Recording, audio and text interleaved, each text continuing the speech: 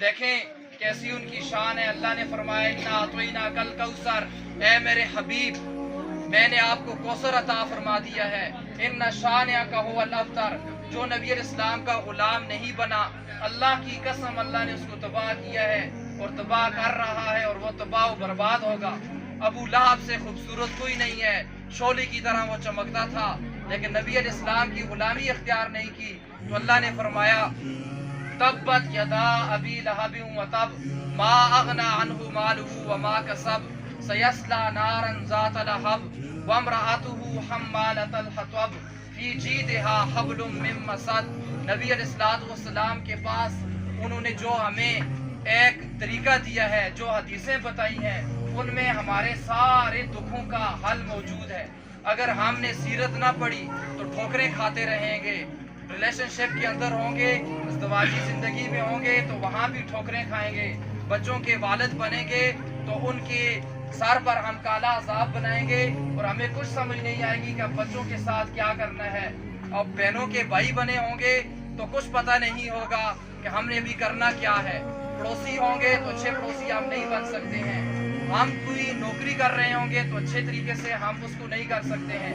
اگر کوئی انسان چاہتا ہے میری زندگی بہترین گزرے تو اس کے لیے میں اسٹرانگلی ریکمینڈ کرتا ہوں کہ آپ سب لوگ یہاں جو بیٹھے ہیں جن کو اردو آتی ہے وہ قرآن مجید کا ترجمہ پڑھیں، کیونکہ قرآن مجید کے اندر زندگی گزارنے کا طریقہ بتایا ہوا ہے.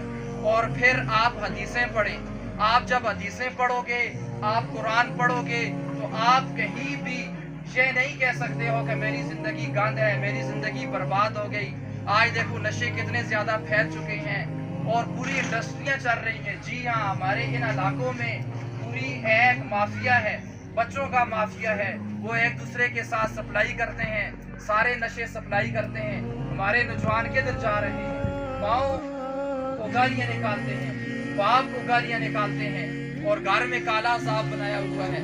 کیونکہ ہم جو ہے مغرب کے طریقے پر چلے ہیں، ان کے راستے پر چلے ہیں. آج وہاں سچویشن یہ ہے کہ وہاں پر بچے پیدا ہوتے ہیں، ان کا کوئی باپ نہیں ہے، ان کی کوئی ماں نہیں ہے، اور پھر ان کو ایسے بڑے بڑے گھر بنائے ہوئے ہیں. وہاں پر ان کو باقاعدہ دائیاں ہیں، ان کو رکھتی ہیں، بڑے بڑے فوم کے گدے لگائے ہوئے ہیں. ڈپریشن وہاں چھوٹے چھوٹے بچوں میں ہے کیونکہ اس کا باپ نہیں ہے، اس کی ماں نہیں ہے. وہ پھر اپنے سروں کو دیوار کے ساتھ مارتے تھے تو پھر انہوں نے بڑے بڑے گدے لگا دیے تاکہ ان کے سر پر چوٹ نہ پڑے. یہ صرف ٹک ٹاک کی تباہی ہے، یہ بے حیائی ہے، یہ فیس بک کی ریلز کی بے حیائی اور بے غیرتی ہے، یہ یوٹیوب کی ریلز نے گند بنایا ہوا ہے، اور یہ سنیپ چیٹ کی چیٹنگ نے اور واٹس ایپ کی چیٹنگ نے یہ تباہی اور بربادی مچائی ہوئی ہے. اللہ کی قسم ہمیشہ اگر ہم اس راستے پر چلے تو ہم آگے سے بدتر ہوتے جائیں گے اور زیادہ برباد ہوتے جائیں گے. آج قرآن پڑھنے والا کوئی نہیں ہے، آج حدیثیں پڑھنے والے کوئی نہیں ہے، تو ہم قرآن پڑھیں. جس وقت ہم ایکسپرٹیز کو حاصل کریں گے، قرآن میں ماہر بنیں گے، حدیث میں ماہر بنیں گے تو اندر سے ہم کامل ہو جائیں گے. اندر سے کھوکھلا پن تبھی جا کر دور ہوتا ہے. تو اس وجہ سے ہم قرآن پڑھیں، حدیث پڑھیں، اللہ تعالیٰ کو راضی کریں.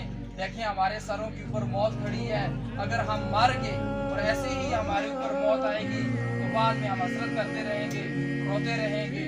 تو ہم سب توبہ کریں. ابھی ہم توبہ کرتے ہیں. آپ سارے میرے ساتھ مل کر کہو یا اللہ، یا اللہ، یا اللہ.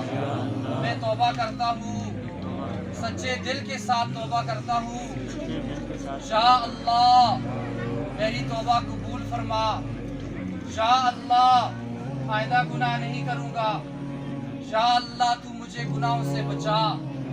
یا اللہ تو مجھے نیکیاں کرنے کی توفیق نصیب فرما. تو اس طرح روزانہ اس طرح توبہ کرنی ہے. آپ توبہ کرو گے اللہ تعالیٰ سے دوستی ہو جائے گی اور اللہ تعالیٰ معاف فرما لیں گے.